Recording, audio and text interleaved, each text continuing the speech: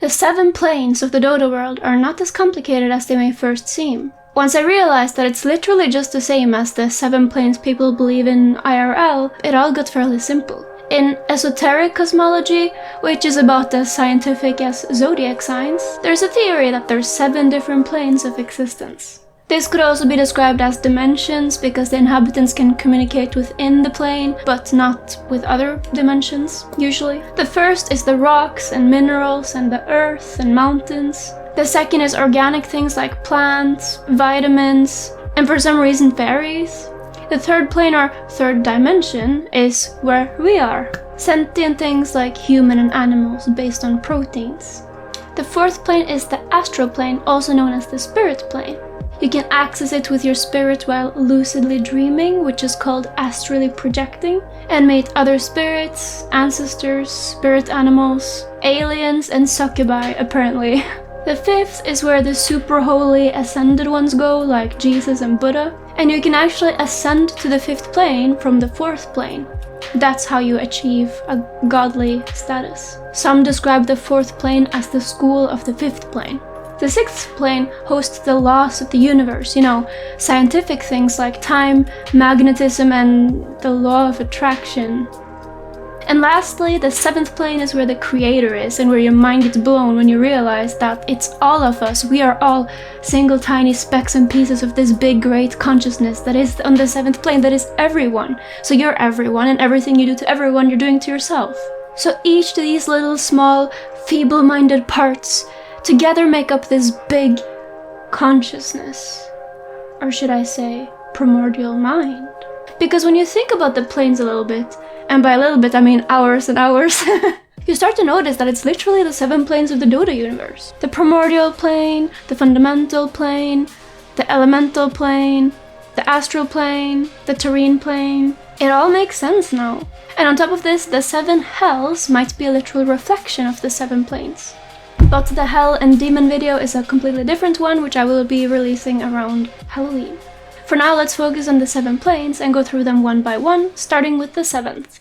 The primordial plane is where Elder Titan's people, the Titans, reside, and where Arkwarden, the Dire, and the Radiant originate from. The Dodo Genesis starts with the primordial mind, and it's shattering and fragmenting into many different pieces, creating the universe. This is called the Schism by both Elder Titan and Arkwarden. Like I said, in the real world plane theory, the primordial plane is where the creator is, the big consciousness that is everything.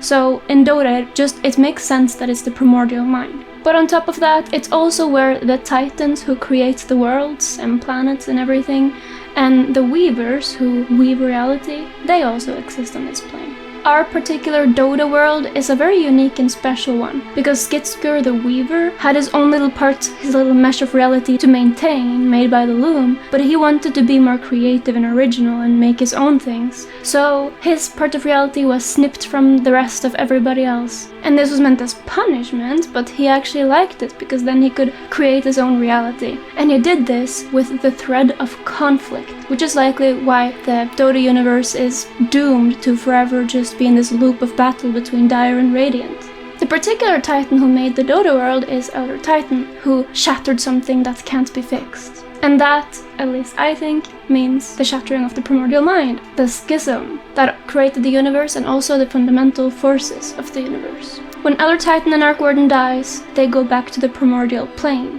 and they both wish to one day achieve unity and symmetry and bring everything back to this one big consciousness, the primordial mind.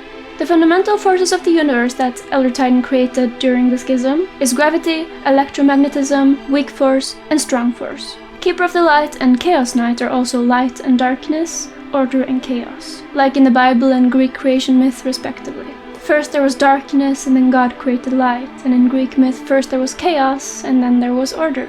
In the 6th plane IRL, the laws of the universe reside. And that is what the fundamentals in the Dodo universe are, just personified. Kotl was also the one who created the suns. When a fundamental dies, they return to the fundamental plane, and this sometimes includes Elder Titan. The elemental plane in the Dota world is where the real-world 5th plane equivalent hosts divine and ascended beings like Jesus and Buddha. In Dota that means all the gods, including the Greco-Roman ones like Mars and Zeus, the celestial spirits like Ember, Storm, Earth and Void Spirit, the beast of all worlds like Spiritbreaker, and maybe deities like Salamene and the Omniscience. The 5th/elemental plane is where the spirits of the 4th/astral plane may ascend to. According to Spiritbreaker, the Terrene plane, which is where most of the Dota events take place and, we are the regular people and sentient beings, that is only a shadow of the elemental plane, and the elemental plane is like the real deal, according to him. That's where it's at. Bear in mind, we only know that Spiritbreaker is for sure from the elemental plane, and it's only my theory that the rest of the celestial spirits and the Greco-Roman gods are also from there. But since the celestial spirits is my next video, I've decided to not elaborate too much on it here and tell you the entirety of my theory, and instead save that for the next video. If it's finished by the time you watch this video, it should pop up in the right corner. I don't know the difference between right and left and east and west. The astral plane is the plane of spirits, souls, and ghosts. It's where you go when you get hit by an E-blade or use Ghost Scepter, and where Elder Titan's astral spirit is from.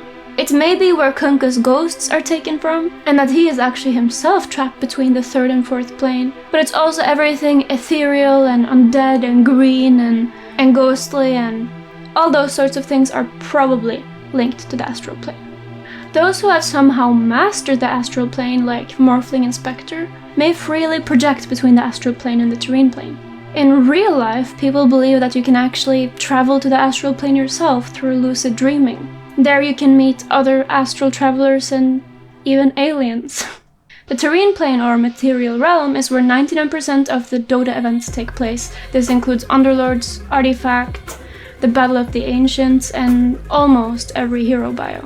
Every single playable hero has access to the Terrene plane for one reason or another. Whether it's CK who can travel between all dimensions, Oracle who was cast out from wherever he comes from, Spectre seeking to ascend to the 5th plane, the fairies of the 2nd plane who can swap out of the 3rd and 2nd plane at will, or the rocks of the 1st plane literally becoming sentient through willpower. Distinguishing the 1st, 2nd, and 3rd plane in real life, the rule of thumb is that the 3rd plane hosts sentient things, like humans and animals, and things that are based in proteins. The Terrene plane of the Dota world is exactly that, where you have every regular character like Batrider, every regular race like Aglodes and Trolls, everything that's not like super duper magical or otherworldly or whatever.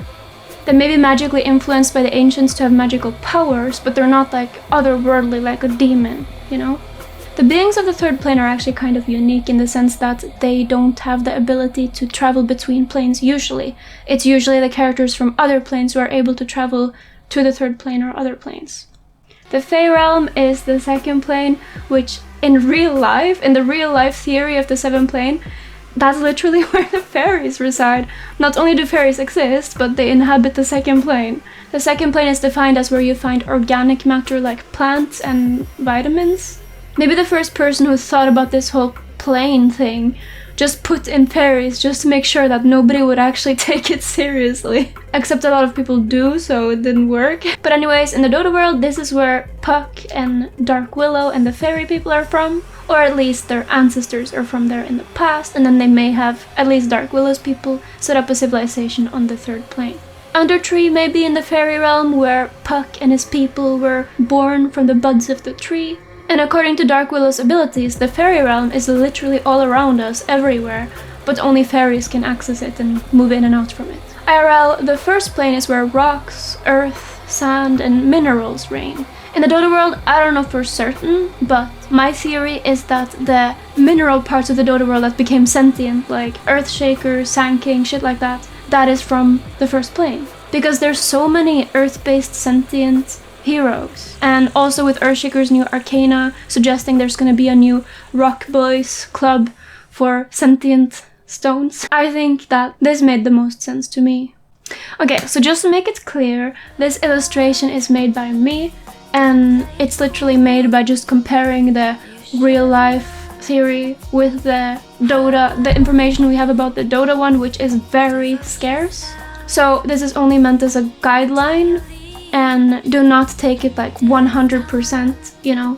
I have made a lot of conclusion based on very little evidence. Kind of like with my world map, I just did what was most logical, and it's more meant as, you know, a guideline to point you in the right direction rather than, you know, be 100% fact. The information we do have, which you can find on the wiki, can be interpreted in many different ways. So while my interpretation is correct, you know, it could also be interpreted completely different and you get a whole different picture. But I think, and I've done a lot of research on the Dodo lore, and usually Steve Jaros, the writer, has like some part of the real world like backing up the different things. Like for example, the fundamentals forces of the universe are actually based on gravity, weak force, strong force, and electromagnetism. I think it's very likely that the 7 planes of existence, since it's called that in the Dodo universe, it has to be based on the real life 7 planes of existence, and then doing it this way, organizing it this way, putting the heroes this way, made the most sense to me. And it's the same with Hell 2, which I'm currently researching, and I haven't been able to find a real life example of where Hell is divided in 7 different kinds that are very distinguished and make sense with what information we have about the Dodo universe. Someone tipped me in the comments of my last video that the 9 hells of Dante's Inferno may be what it's inspired by, and I've actually looked at it a little bit and that seems very probable. But until then, until around Halloween, if you have a better suggestion, let me know, because right now I'm kind of lost. I can't find one that is divided into 7. You can look at the early draft now, but this is very unfinished and will probably look different by the time I make the video.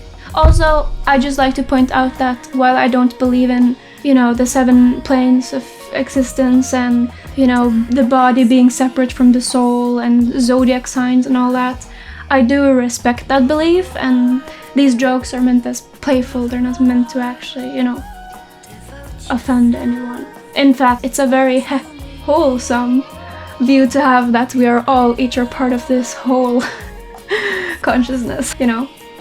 Do to others as you wish other would do to you, because we are literally all the same one person. But yeah, thanks for watching. Have a wonderful day.